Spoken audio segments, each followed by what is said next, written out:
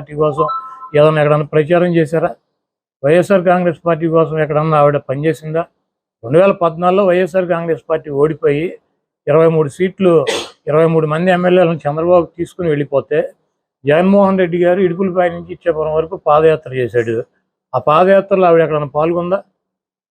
లేకపోతే వైఎస్ఆర్ కాంగ్రెస్ పార్టీ కోసం కార్యకర్తల కోసం నాయకుల కోసం కార్యకర్తల మీద నాయకుల మీద దాడులు జరిగి చంద్రబాబు నాయుడు ఆధ్వర్యంలో తెలుగుదేశం పార్టీ నాయకుల్ని చంపితే కార్యకర్తలను చంపితే ఆవిడ ఎక్కడికన్నా వచ్చిందా? 5 సంవత్సరాల్లో 20 రోజులు ఎలక్షన్ నోటిఫికేషన్ వచ్చినాక 20 రోజులు బస్సులో ఆవిడ ఒక 40 మీటింగులు చెప్పింది. ఆవిడ 20 మీటింగులు 20 రోజులు 40 రోజులు 40 మీటింగులు చెబితే వైఎస్ఆర్ కాంగ్రెస్ పార్టీకి 151 సీట్లు వచ్చినాయి. జగన్మోహన్ రెడ్డి గారు 16 నెలలు జైల్లో ఉంటే ఆవిడ 7 నెలలు పాదయాత్ర చేసింది. ఆవిడ పాదయాత్ర చేయగానే ఆవిడ గెలిపించేసిందా 2014లో వైఎస్ఆర్ కాంగ్రెస్ పార్టీని?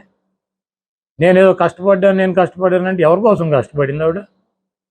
ఈ రాష్ట్ర ప్రజల కోసం కష్టపడింది, అన్న కోసం కష్టపడ్డాను, నిస్వార్థంగా కష్టపడ్డానని చెబుతుంది. నిస్వార్థంగా కష్టపడినప్పుడు ఇప్పుడు ఈ రోజు వచ్చి 4 సంవత్సరాలకి ఇంకా ఎన్నికలు 3 నెలలు ఉందనగా స్టీల్ ప్లాంట్ ప్రైవేటీకరణ చేసేస్తున్నాడు మోడీ. ఏం చేయాలి? ఈవిడ నిన్న లేఖ రాసింది. మేము ఇట్లాంటి లేఖలు 100 రాసాం. ఇటువంటి లేఖలు 100 రాసాం. పోలవరం ప్రాజెక్టు కేంద్రం కట్టాల్సినటువంటి ప్రాజెక్టు చంద్రబాబు నాయుడు తీసుకున్నాడు. ఆ రోజు ఏమన్నా మాట్లాడింది ఈవిడ?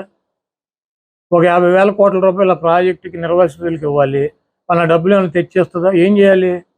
మన కాంగ్రెస్ పార్టీ పెట్టినటువంటి వాగ్దానాలు అమలు చేయలే. మరి దేశవ్యాప్తంగా కాంగ్రెస్ ఎందుకని రిజైన్ చేయట్లా? కాంగ్రెస్ పార్టీ ఎందుకు పోరాట్లా? మేము పెట్టిన చట్టం ఎందుకు చేయవు మోడీ అని చెప్పి వాళ్ళు ఎందుకు అడగట్లా? వాళ్ళకి బాధ్యత లేదా? అది ప్రతిపక్ష పార్టీ కదా దేశంలో కాంగ్రెస్ పార్టీ. వాళ్ళకేం సంబంధం లేదా కాంగ్రెస్ పార్టీకి ఆంధ్రప్రదేశ్ గురించి? ఈ 10 సంవత్సరాల్లో ఏమన్నా కాంగ్రెస్ పార్టీ పార్లమెంట్లో అడిగింది ఆంధ్రప్రదేశ్ గురించి?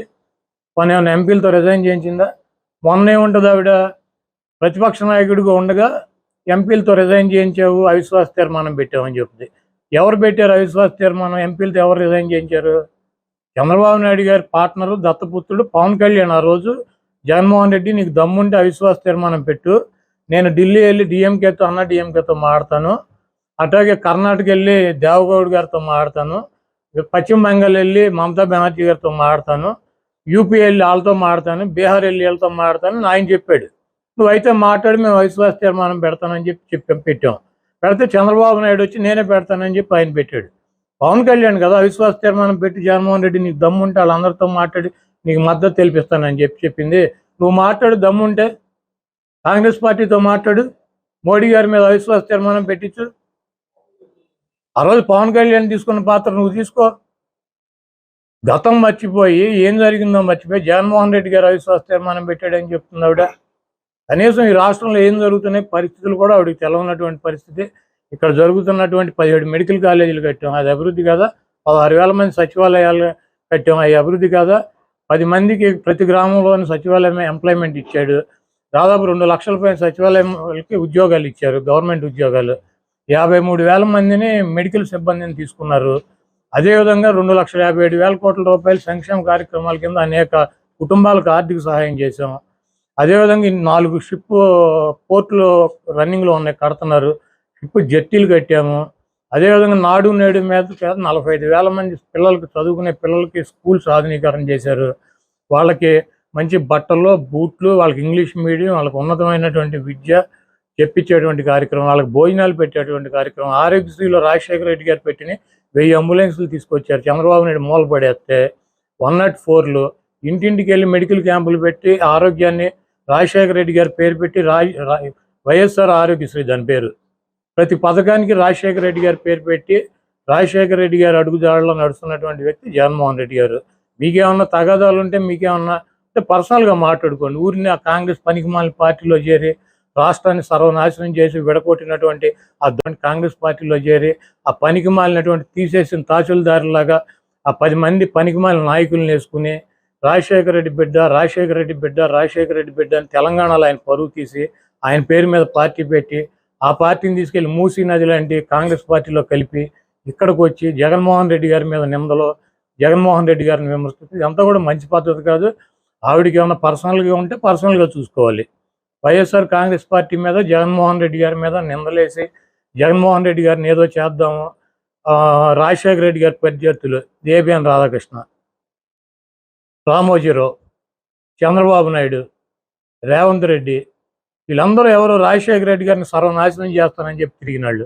పవన్ కళ్యాణ్ రాజశేఖర రెడ్డి గారు పంచోడు కొట్టి తరిమి కొడతానని చెప్పినటువంటి పవన్ కళ్యాణ్, వీళ్ళందరూ ఇళ్ళకెళ్ళి వీళ్ళందరితో కలిసి రాజశేఖర రెడ్డి గారు రక్తం పంచుకుని రాజశేఖర రెడ్డి గారి ఆశయాలని నిలబెట్టి ఈరోజు ఇంకా రాజశేఖర రెడ్డి గారు చనిపోయి 15 ఏళ్ళైనా రాజశేఖర రెడ్డి గారి పేరు రోజు ప్రతివాడు తలుస్తున్నాడంటే దానికి కారణం జగన్మోహన్ రెడ్డి గారు.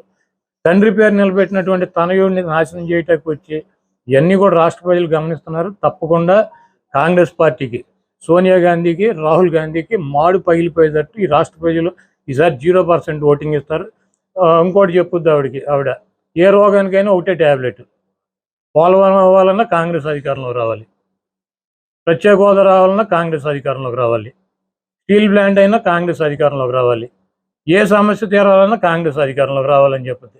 అసలు కాంగ్రెస్ పార్టీ ప్రతిపక్ష హోదా వచ్చే పరిస్థితి ఉందో ఈరోజు రాష్ట్రంలో? మోడీ గారికి 350 సీట్లు వస్తాయని చెబుతున్నారు, నరేంద్ర మోడీకి 350 సీట్లు వస్తాయని ప్రతి సర్వేలన్నీ చెబుతున్నారు. చెబుతుంటే కాంగ్రెస్ పార్టీ అధికారంలోకి వద్దంటే నితీష్ కుమార్ వెళ్ళిపోయాడు, మమతా బెనర్జీ వివాదాలు, ప్రతి వాళ్ళు ఇండియా కూటమి అని పెట్టారు, ఆ కూటమి ఒక్కొక్కటి వెళ్ళిపోతున్నారు. ఈరోజు కాంగ్రెస్ పార్టీ ఏంటి అధికారంలోకి వచ్చే? రాహుల్ గాంధీ అక్కడ ఎంపీకి గెలుస్తాడా? మొన్న యూపీలో ఓడిపోయాడు. ఈసారి సోనియా గాంధీ, రాహుల్ గాంధీ అసలు ఎంపీలకు గెలిచే పరిస్థితి ఉందా? అదో తీసేయడానికి సిద్ధంగా ఉన్న పార్టీని దాన్ని పట్టుకొచ్చి డిస్పోజల్ పార్టీని రాహుల్ గాంధీ మొదటి సంతకం పెడతాడంట. ఎక్కడ పెడతాడు మొదటి సంతకం? ఎక్కడ పెడతాడు? ఆ ఎంపీ కూడా కాడు. ప్రధానమంత్రి రాహుల్ గాంధీ అయ్యే పరిస్థితి ఉందా? మనం బతికుండా రాహుల్ గాంధీని ప్రధానమంత్రిగా చూడగలమా ఈ దేశంలో? అది తీసేసిన పార్టీ. 30 రాష్ట్రాలు ఉంటే కనీసం 25 రాష్ట్రాలు అసలు ఆ పార్టీనే లేదు. రాహుల్ గాంధీ ప్రధానమంత్రి అవుతాడు. రాహుల్ గాంధీ ప్రధానమంత్రి కాదు, ఎంపీ కూడా అవడు.